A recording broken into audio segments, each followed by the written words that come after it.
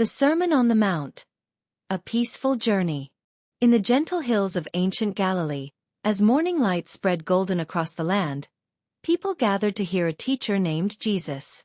They climbed the mountainside, finding a place where soft grass met the view of the Sea of Galilee below. Jesus sat down, as teachers did, and his disciples drew close.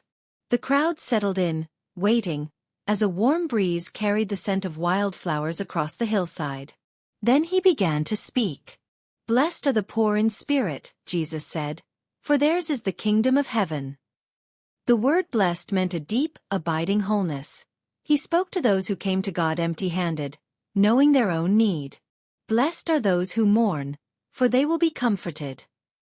In a world that demanded strength, here was permission to grieve, with the promise of divine comfort.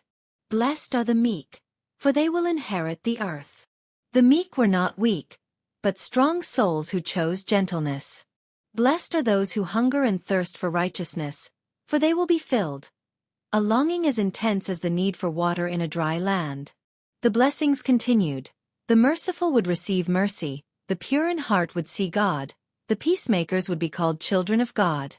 Even those persecuted for righteousness were blessed, for theirs was the kingdom of heaven.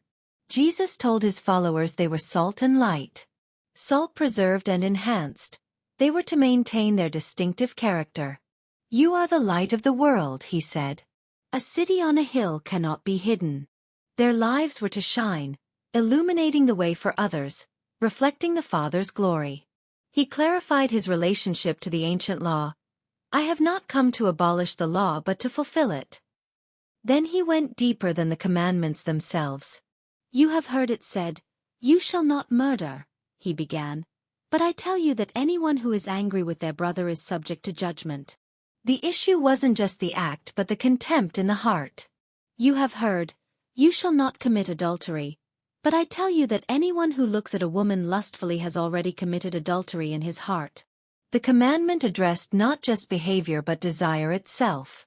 Then came the most challenging teaching.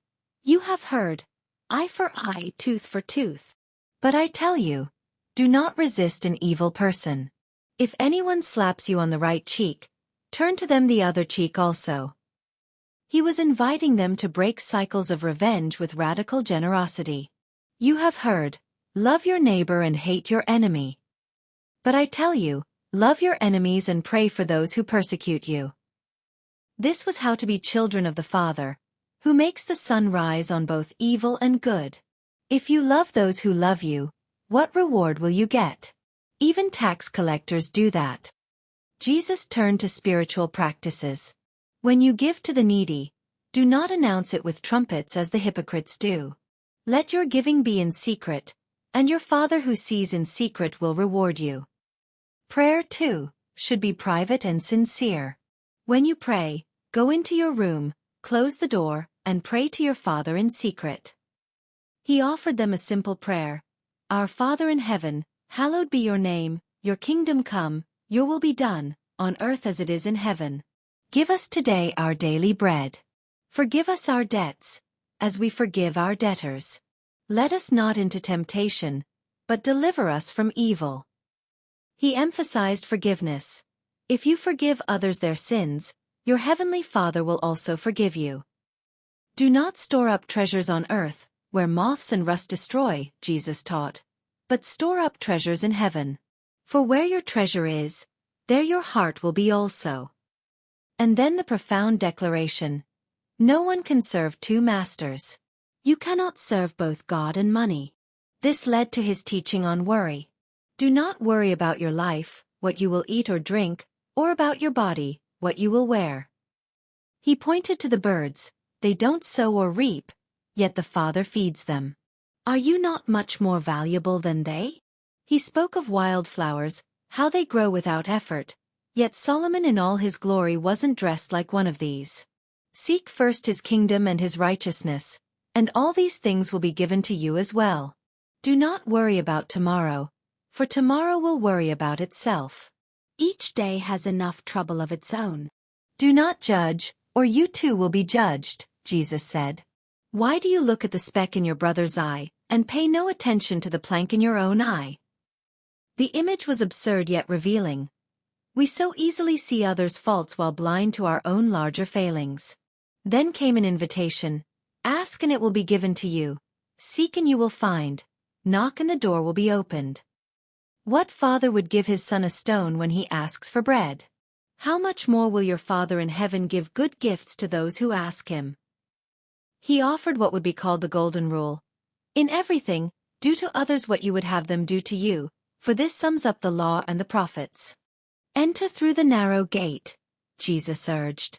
Wide is the gate that leads to destruction, and many enter through it. But small is the gate and narrow the road that leads to life, and only a few find it. He warned about false prophets. By their fruit you will recognize them. A good tree bears good fruit. The test was not in words but in the actual fruit of a life. And then the final illustration. Everyone who hears these words and puts them into practice is like a wise man who built his house on the rock. The rain came down, the streams rose, the winds blew and beat against that house. Yet it did not fall, because it had its foundation on the rock. But everyone who hears these words and does not put them into practice is like a foolish man who built his house on sand. The rain came, the streams rose, the winds blew and beat against that house, and it fell with a great crash. Storms come to every life. The difference is the foundation. Hearing alone isn't enough. The wise person hears and does. When Jesus finished, the crowd was amazed. He taught with an authority unlike any they had known. As evening light slanted golden across the landscape, the people made their way down the mountain, carrying these teachings in their hearts. On that hillside, something had been spoken that would never be forgotten. A way of living had been described. A path illuminated. The Sermon on the Mount was complete, but its echo would continue through every generation. Rest now in these ancient truths, these timeless words, and let them settle into the quiet places of your heart as you drift toward sleep.